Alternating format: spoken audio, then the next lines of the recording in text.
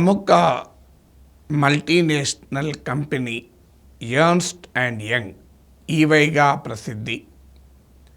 ఈ కంపెనీలో ఉద్యోగం చేస్తున్న 26 ఏళ్ల అన్నా సెబాస్టియన్ ఇటీవల మరణించారు జూలైలో.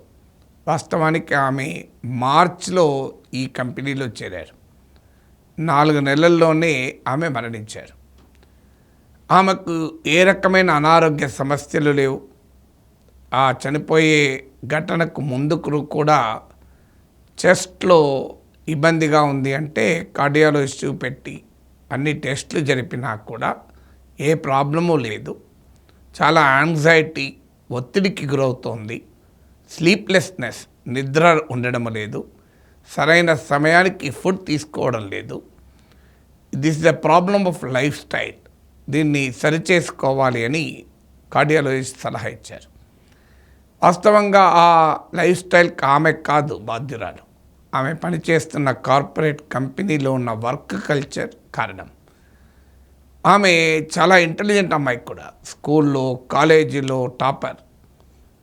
చార్టర్డ్ అకౌంటెంట్ పరీక్షలో కూడా డిస్టింక్షన్లో పాస్ అయింది. ఆమె మొదటి ఉద్యోగమే ఈవై. చాలా ఆశలతో, ఆకాంక్షలతో, అందమైన కళలతో ఈ అతిపెద్ద బహుళజాతి కంపెనీలో ఒకటైన ఈవైలో చేరింది. ఆశపడింది తన కెరీర్ చాలా బాగుంటుందని, ఎంత కష్టమైనా పడి తాను డెవలప్ కావాలని ఆమె ఆ బిడ్డ ఆశపడింది. చివరకు 26 ఏళ్ల వయసులో ఆమె చనిపోయింది. ఆమె తల్లి రాసిన లేఖ Ernst and young EY company చైర్మన్కు ఆమె ఒక లేఖ రాసింది. ఆమె రాసిన లేఖ ఇప్పుడు సమాజాన్ని కదిలిస్తోంది. కేంద్ర ప్రభుత్వం కూడా కదిలింది. మంత్రులు స్పందించారు. యూనియన్ లేబర్ మినిస్ట్రీ, కేంద్ర కార్మిక మంత్రిత్వ శాఖ విచారణ జరుపుతామని హామీ ఇచ్చింది. కారణం ఆమె లేఖలో చెప్పింది ఏంటి? ఆ లేఖ నా కూతురు కొరకు రాయడం లేదు. నా కూతురు ఎలాగూ లేదు. కానీ నా కూతురుకు అనుభవించినటువంటి బాధ, మా కుటుంబము పడుతున్న బాధ మరో బిడ్డకు రావద్దు, మరో కుటుంబానికి రావద్దు, మరో తల్లిదండ్రులకు రావద్దు అన్న ఆశతోనే ఈ లేఖ రాస్తున్నాను అని ఆమె మొదలుపెట్టింది. తాను కని పెంచిన, తాను అన్నం తినిపించి అల్లారు ముద్దుగా పెంచుకొని తాను ఆడుకున్న ఈ చేతులతోనే తన బిడ్డకు అంత్యక్రియలు జరపాల్సి వచ్చింది అని ఆ తల్లి ఆ లేఖలో వ్యక్తం చేసిన ఆవేదన, బరువెక్కిన ఉదయంతో ఈ లేఖ రాస్తున్నాను, కన్నీళ్లతో రాసినటువంటి ఆ లేఖ సహజంగానే ఎవరినైనా కలిచివేస్తుంది. సో ఆమె చెప్తున్న కారణం ఏంటి? తీవ్రమైన వర్క్ ప్రెషర్ వల్ల, భరించలేని ఒత్తిడి వల్లనే నా బిడ్డ చనిపోయింది. రాత్రి లేదు, పగలు లేదు, 24 గంటలు పనిచేయమంటారు. వీకెండ్స్ లేవు, హాలిడేస్ లేవు. ఆమె తన అనుభవాన్ని కూడా చెప్పింది. ఆ తల్లి, ఆ అన్న అనే ఆ అమ్మాయి ఆశ ఏంటంట, కళ ఏంటంట, తన కష్టార్జితంతో తన కాన్వకేషన్కు తల్లిదండ్రులను రప్పించుకోవాలని. అన్నట్లే తల్లిదండ్రులకు ఫ్లైట్ టికెట్లు బుక్ చేసి తన కాన్వకేషన్కు పిలిపించారు. కాన్వకేషన్కు పిలిపించినాక ఆ 2 రోజులు కూడా తల్లిదండ్రులతో ఉండలేని పరిస్థితి. Work pressure. కనీసం పేరెంట్స్తో సమయం గడపటానికి కూడా కంపెనీ లీవ్ ఇయ్యలే. కాన్వకేషన్ కూడా ఆలస్యంగా వెళ్ళాల్సి వచ్చిందట. ఎందుకంటే అప్పటిదాకా ఆఫీస్ వర్క్. ఒక్కొక్క రోజైతే అలా ఆఫీస్ నుంచి వచ్చి బెడ్ పైన పడిపోయేది నా బిడ్డ. డ్రెస్ మార్చుకోవటానికి కూడా ఓపిక ఉండేది కాదు. ఇక భోజనం చేయడం అనేది పక్కకు పెట్టండి. అప్పటికీ కూడా అలా పడిపోయిన పరిస్థితుల్లో కూడా మెసేజ్ల మీద మెసేజ్లు. ఈ వర్క్ కావాలి, ఆ రిపోర్ట్ కావాలి. చాలా ఇబ్బందిగా ఉంది అని నా బిడ్డ చెబితే మేనేజర్ల నుంచి ఆన్సర్ ఏంటంటే, మేము చేయడం లేదా, అలాగే చేయాలి, అలాగే పని చేయాలి అని చెప్పేవారు. తల్లిదండ్రులు ఉద్యోగాన్ని మానేయమ్మా అని చెప్పినా కూడా బిడ్డ వినలేదు. ఎందుకంటే 4 నెలలైంది, అలవాటు అవుతుందేమో, నా కెరీర్ డెవలప్ కావాలి, నేను జీవితంలో సక్సెస్ కావాలి, నా జీవితంలో ఇంకా ఇంకా పైకి ఎదగాలి, ఎంత కష్టమైనా పడతామమ్మా అని చెప్పేదట ఆ తల్లి. ఇలా ఎంత పని చేసినా ఇంకా పని, ఇంకా పని, ఇంకా పని. సో ఆ తల్లి, ఆ మదర్, ఆ అన్న మాతృమూర్తి కన్నీళ్లతో రాసిన లేఖలో అంటుంది, గ్లోరిఫికేషన్ ఆఫ్ వర్క్, శారీరక మానసిక ఆరోగ్యం పట్టించుకోకుండా ఈ పని చేస్తున్నది యంత్రము కాదు మనిషి అన్నది విస్మరించి ఉత్పాదకత, ప్రొడక్టివిటీ పేరిట ఉద్యోగుల్ని ఇంత భారీగా ఒత్తిడి చేయడం సమంజసమా? మార్చుకోండి, ఈ వర్క్ కల్చర్ మార్చుకోండి అంటూ ఆమె సూచన చేసింది. ఆ బిడ్డ చనిపోతే కంపెనీ నుంచి ఒక్కరు కూడా అంత్యక్రియలకు రాలేదట. అంటే తమ ఉద్యోగుల పట్ల కంపెనీలకు, బడా కార్పొరేట్ సంస్థలకు ఉండేటువంటి ఎమోషనల్ బాండ్ కూడా ఆమె ప్రశ్నించింది. ఇందులో ఇంత వర్క్ ప్రెషర్ అవసరమా? అంటే మనిషికి వర్క్ లైఫ్ బ్యాలెన్స్ అంటూ కార్పొరేట్లలో ఉపన్యాసాలు ఇస్తారు కదా. అయితే ఇదేదో అన్నా స్టోరీ మాత్రమే కాదు. మీకు అనేక కార్పొరేట్ కంపెనీల్లో మనకు కనిపించేది భారీ వేతనాలు, అలవెన్సెస్, ఇవి మాత్రమే కనిపిస్తాయి.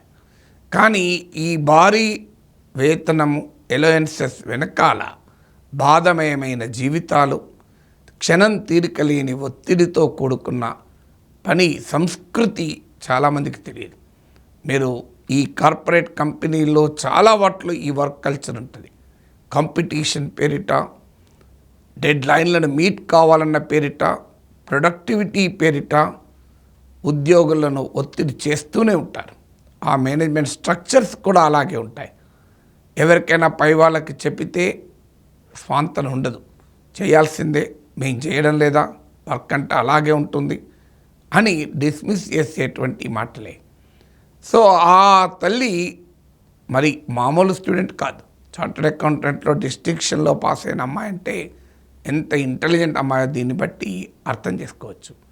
కానీ ఎక్కడో ఒక చోట ఆ వర్క్ ప్రెషర్ ఆరోగ్యాన్ని దెబ్బతీస్తుంది. అదే జరిగింది 26 ఏళ్ళ ఈవై ఉద్యోగికి. సో ఇది కేవలం ఒక వ్యక్తి, ఒక కంపెనీ, ఒక 26 ఏళ్ళ యంగ్ ప్రొఫెషనల్ లైఫ్ మాత్రమే కాదు.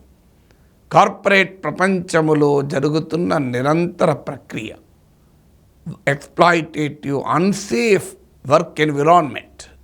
అంటే ఎంత పీల్చి పిప్పి చేయాలో ఆ ఉద్యోగుల నుంచి అంత పని రాబట్టుకోవాలి.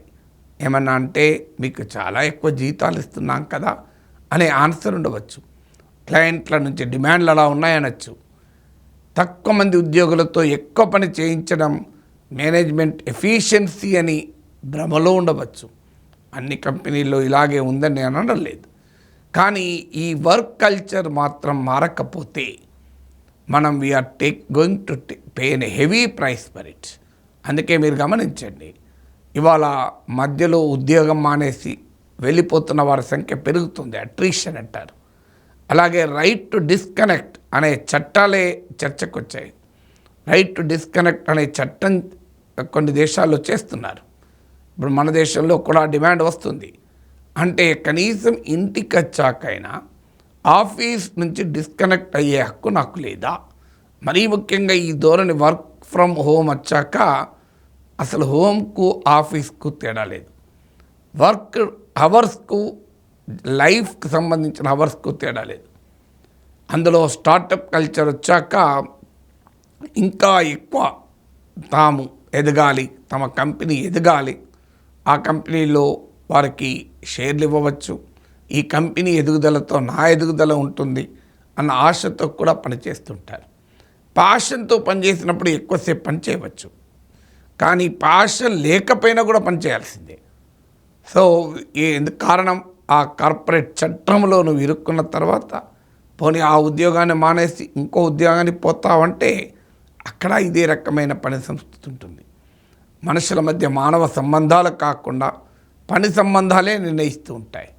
So there is no human relation, there is no human touch. The only relation is work relation. అందులో టెక్నాలజీ అవకాశం ఇస్తుంది. ఒక పని కాకముందే మరో ఈమెయిల్ వచ్చి పడుతుంది, ఒక మెసేజ్ అటెండ్ కాకముందే వాట్సాప్లో మరో మెసేజ్ వచ్చి పడుతుంది. సో ఒక అందమైన జీవితాలు, చాలా ఆకర్షణీయమైనటువంటి ఉద్యోగాల వెనుక ఉన్న కన్నీళ్ళు ఇవి, వెనుక ఉన్న ఆవేదన ఇది. This is not an isolated example. అందుకే రైట్ టు డిస్కనెక్ట్ అని, అసలు ఒక ఫేర్ వర్కింగ్ కండిషన్స్ ఉండాలని, వర్క్కు లైఫ్కు బ్యాలెన్స్ ఉండాలి అన్న చర్చ మొదలైంది.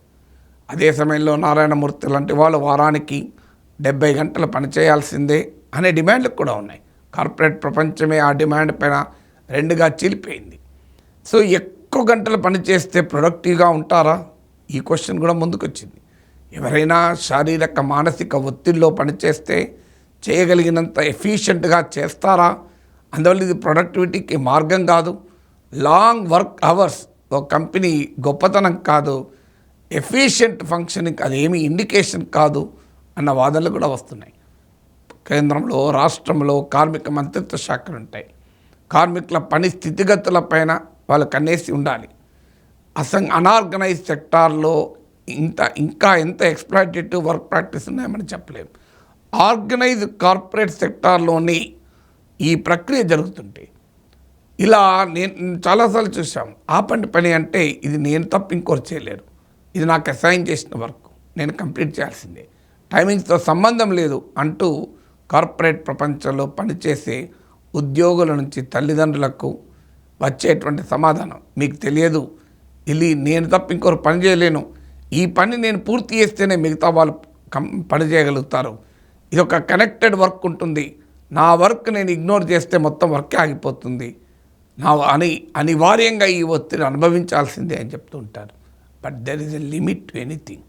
ఆ లిమిట్ ఎక్కడ అంటే ఒక యువ ఉద్యోగిని జీవితాన్ని హరించకూడదు. You have no right to take the life of a human being. So ఎంత గొప్ప కార్పొరేట్ ప్రపంచమైనా, ఎంత గొప్ప ప్రొడక్టివిటీ అయినా, మీ ప్రాఫిటబిలిటీ కొరకు, ప్రొడక్టివిటీ కొరకు you cannot take the life of a young employee. కనీసం కొత్తగా చేరిన వారికైనా కాస్తంత ఒత్తిడి తట్టుకొని అలవాటు అయ్యేదాకా ఆగుదామంటే ఇలాగే పనిచేస్తేనే అలవాటు అవుతుంది అనే సమాధానం కూడా మేనేజర్స్ నుంచి వస్తుంది.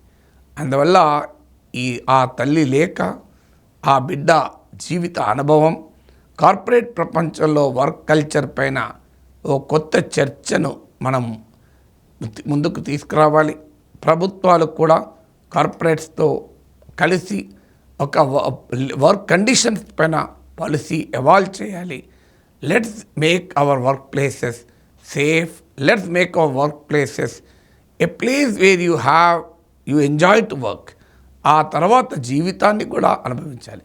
జీవితం అంటే పని చేయడం, జీవితం అంటే ఉత్పాదకత, జీవితం అంటే సంపాదన, జీవితం అంటే ప్రొడక్టివ్ వర్క్ చేయడం అన్నది కాదు. లైఫ్కు వర్క్కు మధ్య బ్యాలెన్స్ అవసరం అనేది కార్పొరేట్ ప్రపంచం కూడా గుర్తించాలి.